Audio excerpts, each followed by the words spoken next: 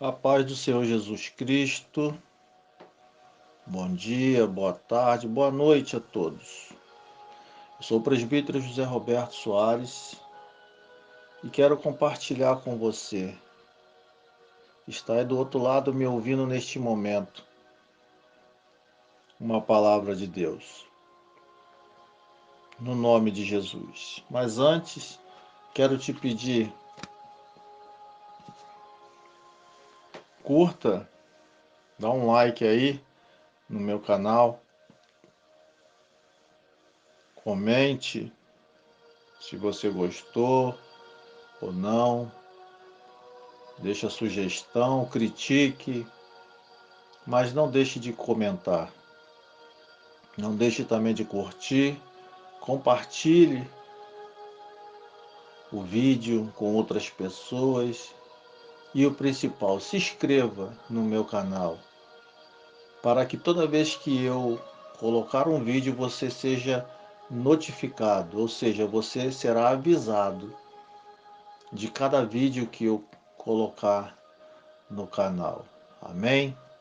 Então não se esqueça de se inscrever no meu canal, de curtir, de comentar e de compartilhar, no nome de Jesus.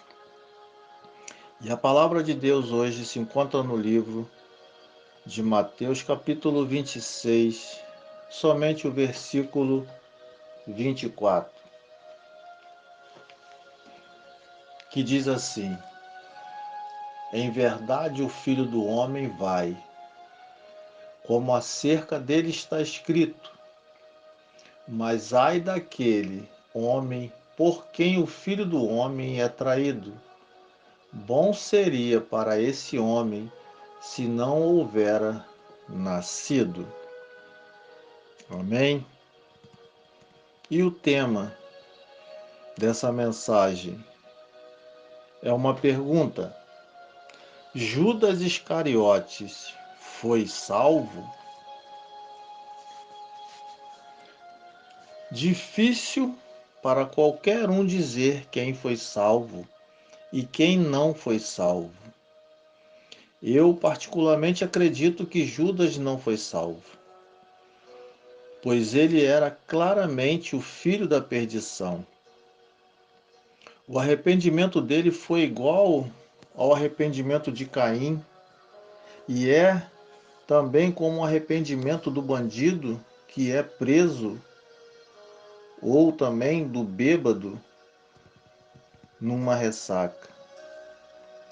Não é um arrependimento causado pela consciência do ato, mas sim um arrependimento causado por causa das consequências. Se o bandido não fosse preso e se tudo desse certo para ele, ele não teria se arrependido. O bandido não se arrepende do crime, mas do crime ter dado errado. Ele se arrepende das consequências de seu crime, não do crime em si. O beberrão, ele não se arrepende de ter bebido demais, mas porque o exagero da bebida causou ressaca nele. Quando está para passar essa ressaca, ele vai estar pronto para beber outro novamente. Por algumas razões as coisas não deram certo como Judas planejou, e o seu desapontamento o levou ao desespero. Lá em Mateus diz que ele se arrepende depois de ver o que Jesus foi condenado. Portanto, podemos imaginar aqui que Judas achou que a história teria outro desfecho e que ele sairia com o dinheiro e continuaria amigo de Jesus. Em Mateus capítulo 27, verso 3, diz: Então Judas, o que eu traíra, vendo que fora condenado, trouxe arrependimento, ou seja, ele trouxe arrependido as 30 moedas de prata aos príncipes dos sacerdotes e os anciãos. Em Atos diz que ele foi para o seu próprio lugar. E como ele é chamado de filho da perdição, posso supor aqui que Judas tenha sido condenado ao Hades e será lançado no lago de fogo no dia do juízo final. Em João capítulo 17, verso 12: Estando eu com eles no mundo, guardava-os em teu nome. Tenho guardado aqueles que tu me deste, e nenhum deles se perdeu, senão o filho da perdição, para que a Escritura se cumprisse. O versículo lá em 2 Coríntios, no capítulo 7, mostra que existe um arrependimento que é segundo Deus e que existe uma tristeza que é segundo o mundo e que leva à morte. Acredito que esta seja a grande diferença do arrependimento. Por exemplo, de Pedro, que foi segundo Deus, afinal, abre parênteses, afinal, ele negou o Senhor, fecha parênteses. E o remorso de Judas, que teve sua honra manchada, seu orgulho ferido pela recusa dos sacerdotes de aceitarem de volta o dinheiro e sua reputação destruída aos olhos de todos. Judas suicidou-se de vergonha por causa do mal que seu ato causou, não a Jesus, mas sim a si mesmo. 2 Coríntios capítulo 7, verso 10, diz: Porque a tristeza, segundo Deus, opera arrependimento para a salvação, da qual ninguém se arrepende, mas a tristeza do mundo opera a morte. Mesmo assim, não é Judas quem deveria ser considerado o maior vilão da história, e sim os sacerdotes. Judas ele foi um peão no tabuleiro onde havia peças mais importantes agindo, as quais não sentiram sequer o remorso que Judas sentiu. Foram pessoas tão iníquas que certamente ocuparão um lugar pior que o de Judas na condenação. Quando Judas tentou devolver as moedas a esses mesmos homens, vemos que eles não tinham um pingo de consciência de sua responsabilidade no caso. Em Mateus capítulo 27, verso 3 e 4, diz: Então Judas, o que o traíra, vendo que fora condenado, trouxe arrependido as 30 moedas de prata aos príncipes dos sacerdotes e aos anciãos, dizendo: Pequei, traindo o sangue inocente. Eles, porém, disseram: Que nos importa? Isso é contigo. Os príncipes e anciãos dos judeus, bem como todo o povo que os seguiam, estavam tão seguros de que Deus jamais os alcançaria, que lavraram sua própria sentença. Mateus 27, verso 25, que diz: E respondendo todo o povo, disse: O seu sangue caia sobre nós e sobre nossos filhos. É por isso que, em seu julgamento, Jesus mostra que nem mesmo Pilatos tinha uma responsabilidade tão grande quanto a do clero e dos judeus. No Evangelho de João, capítulo 19, verso 11, diz: Respondeu Jesus: Nenhum poder terias contra mim, se de cima não te fosse dado. Mas aquele que me entregou a ti, maior pecado tem. Esta passagem ela mostra que existe graus de culpabilidade. pois os judeus, representados pelo sumo sacerdote, eram mais culpados que Pilatos por conhecerem que o Messias viria e teria as mesmas credenciais apresentadas por Jesus ao longo de seu ministério. Numa escala crescente de culpa, eu colocaria em último lugar Pilatos, depois viria o povo e depois Judas. E no topo da pirâmide, os sacerdotes e os anciãos, encabeçados pelo sumo sacerdote. O Salmo 10, no versículo 6 ao versículo 11, mostra o que se passa no coração dos ímpios, o mesmo que deve ter passado no coração daqueles sacerdotes e também de Judas. Diz assim: diz em seu coração: não serei abalado, porque nunca me verei na adversidade. O ímpio só considera que será abalado se as coisas derem errado.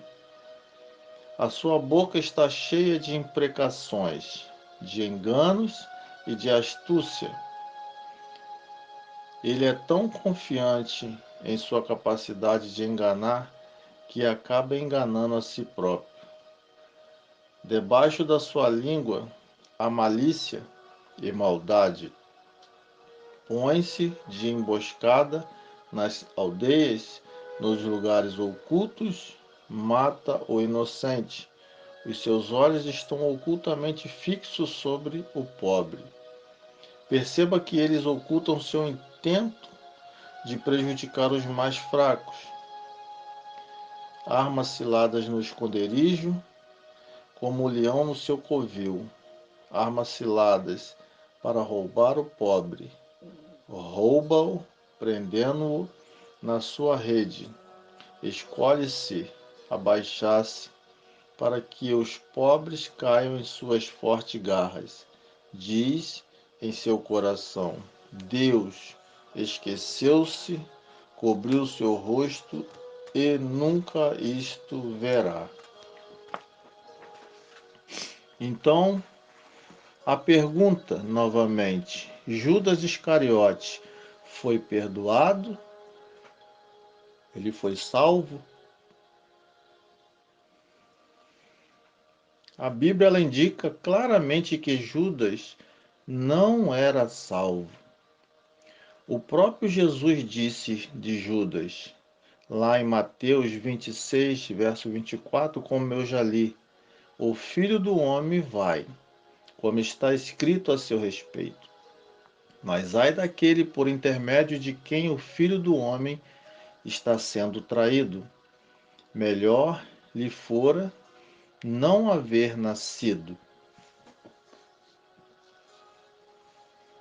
Aqui está uma imagem clara da soberania de Deus e da vontade do homem trabalhando juntas. Deus tinha, desde a antiguidade, determinado que Cristo seria traído por Judas, morreria na cruz por nossos pecados e ressuscitaria. Essa é a sua mensagem, quando disse, como está escrito a seu respeito: nada poderia para o plano de Deus para prover salvação para a humanidade. No entanto, o fato de que tudo foi preordenado não é uma desculpa para Judas e nem o absolve do castigo que sofreria por seu papel no drama. Judas fez suas próprias escolhas e elas foram a fonte da sua própria condenação. No entanto, as opções se encaixam perfeitamente no plano soberano de Deus. Deus controla não somente o bem, mas também controla o mal do homem para alcançar os seus próprios fins. Aqui nós vemos Jesus condenando Judas, mas quando se considera que Judas viajou com Jesus por quase 3 anos, sabemos que ele também lhe deu ampla oportunidade para salvação e arrependimento.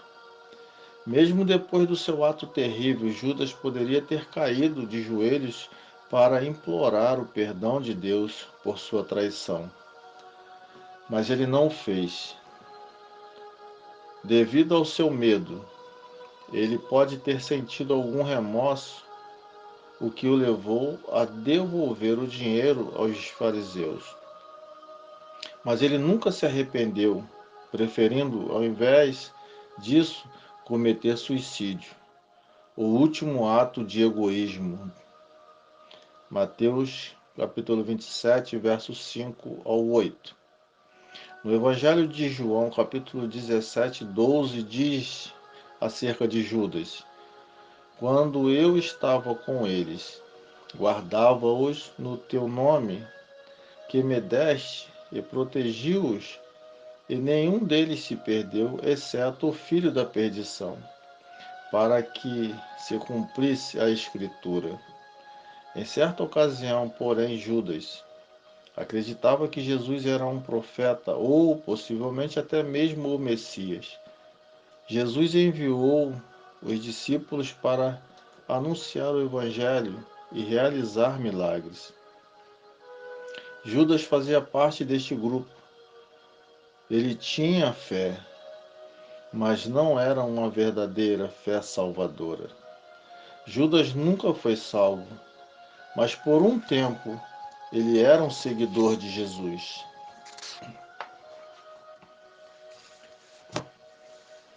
O texto que nós lemos de Mateus 26, verso 24, diz que Pedro, perdão, que Judas nunca foi salvo. O ensino bíblico indica que Judas Iscariote, ele não foi salvo. As escrituras, nas escrituras ele é designado como o filho da perdição, ou seja, ladrão e diabo. João, capítulo 6, verso 70 e verso 71, capítulo 12, verso 6 e capítulo 17, verso 12. Mas ainda assim, algumas pessoas hoje se esforçam para tentar atribuir uma chance final a Judas, mesmo que o ensino bíblico aponte claramente para outra direção. Devido a isso, não raramente alguém pergunta: Judas Iscariote foi salvo e perdoado? Judas Iscariote não foi salvo. Na verdade, a Bíblia não apenas aponta para o fato de que Judas não foi salvo no final, como também indica que ele nunca foi salvo. Esta verdade está em harmonia com a gravidade de suas ações, isto é, ter traído Jesus Cristo. É importante entendermos que em nenhum momento Judas Iscariote ficou em desvantagem em relação aos demais apóstolos. Ele caminhou com o Senhor Jesus, ele escutou de Jesus o convite ao arrependimento, ele presenciou grandes milagres, ele pregou o Evangelho e também operou maravilhas como os demais discípulos. E ainda também teve os seus pés lavados, assim como os outros tiveram. E definitivamente, Jesus não o excluiu de forma alguma. Todavia, mesmo assim, ele era diferente dos demais. Todos os outros estavam limpos, menos Judas Iscariotes. Ele estava entre os 12, mas ele era o diabo. Ele teve contato direto com a videira verdadeira, mas era um ramo infrutífero a ser queimado no fogo. Mesmo com todas as evidências que ele escutou do próprio Jesus, mesmo com todas as grandes obras que ele presenciou e todas as demonstrações de pura compaixão do Mestre, nada disso foi capaz de fazer com que ele, Judas Iscariote, abandonasse sua maldade. Judas Iscariote, ele nunca creu em Jesus. Nunca houve um único momento em que Judas Iscariote creu no Senhor Jesus. O apóstolo João escreve muito claramente que Jesus sabia, desde o princípio, quem eram os que não criam e quem era o que haveria de o entregar. Logo em seguida, o apóstolo informa que muitos dos discípulos de Jesus voltaram para trás e não andavam mais com ele. Evangelho de João, capítulo 6, verso 66. Judas, porém, não se afastou como os demais incrédulos. Ao contrário disso, ele permaneceu próximo, muito próximo, a ponto de trair Jesus com um beijo. Então, assim, Judas Iscariote nunca pertenceu realmente a Cristo e nunca teve com ele uma relação genuína. Ele esteve tão próximo, mas ao mesmo tempo tão distante.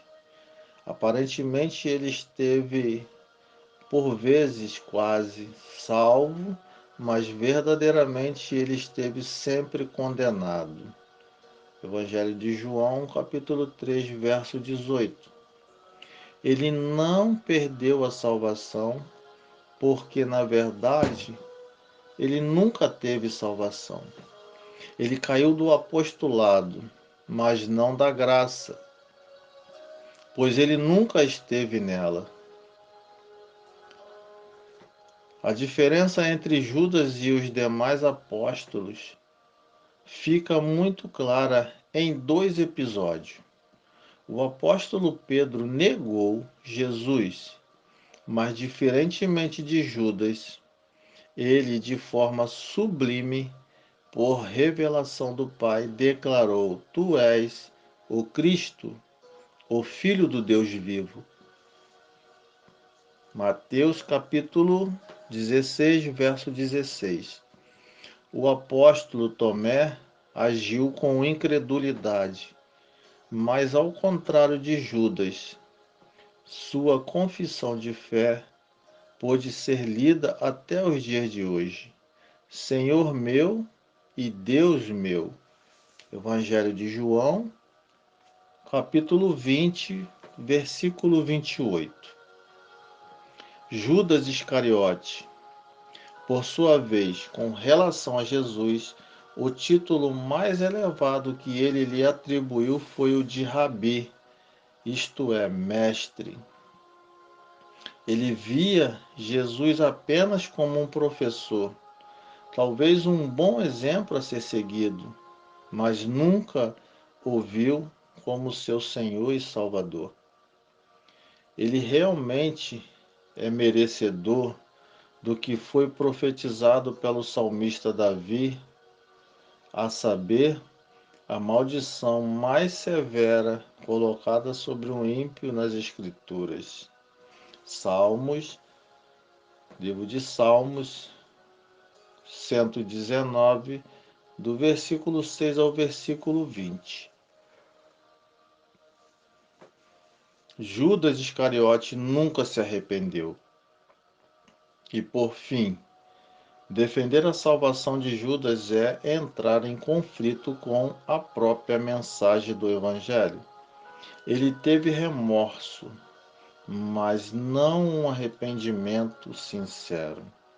O arrependimento genuíno para a salvação reflete de forma indivisível a fé em Cristo Jesus. E é isto ele nunca demonstrou ter. Na verdade, existe uma grande diferença entre um simples remorso e o verdadeiro arrependimento. O primeiro ele está ligado à consequência dos atos, enquanto o segundo está ligado à consequência do próprio ato em si. Judas não se arrependeu de ter traído Jesus, mas apenas sentiu remorso quando viu que ele foi condenado. O apóstolo Paulo, escrevendo aos Coríntios, define muito bem a diferença entre o remorso humano e o verdadeiro arrependimento.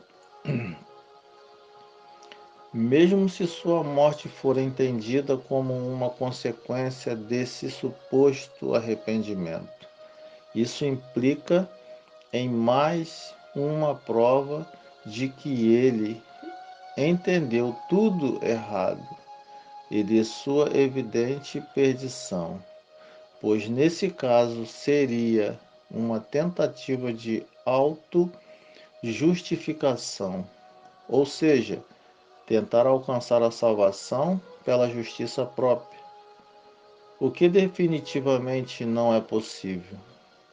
Isso significa que o derramamento de seus próprios sangue jamais poderia servir para lhe conferir um lugar na bem-aventurança eterna do lado do Senhor que ele havia traído. Portanto, mesmo quando Judas tirou a própria vida por remorso, ele demonstrou que verdadeiramente não havia criado, ou seja, não havia crido, aliás, que Jesus é o unigênito Filho de Deus e que todo aquele que nele crê não pereça. Livro de João, Evangelho de João, capítulo 3, verso 16. Judas Iscariote foi responsável por seus atos.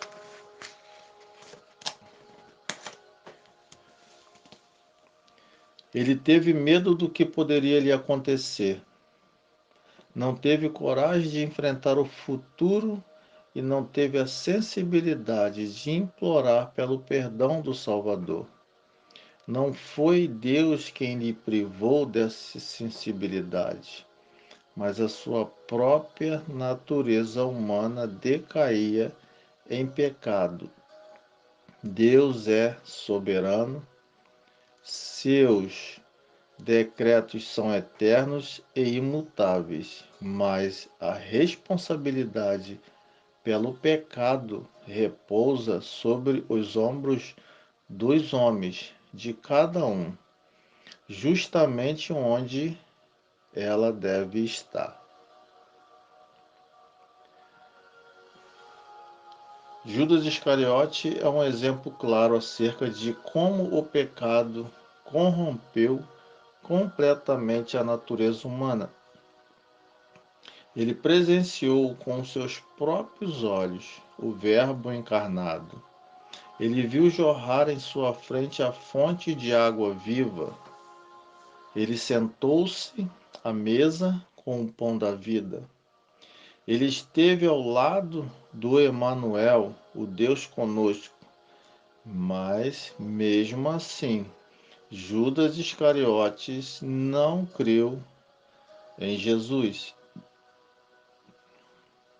E tudo isso significa uma coisa: que Deus não exerce sua graça soberana na salvação do homem. Este, por sua própria escolha, mesmo contemplando o maior dos milagres, jamais poderá finalmente ser salvo. Judas Iscariote foi salvo?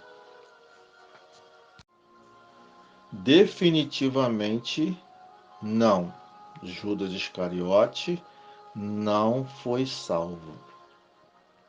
Assim como qualquer outro que não crê verdadeiramente em Jesus Cristo, o Filho de Deus. Amém? Deus abençoe a todos, no nome de Jesus. Eu sou o presbítero José Roberto e só lembrando, se inscreva no meu canal. Entra lá, dá um like, comenta, compartilha e se inscreva. No nome de Jesus. Deus abençoe.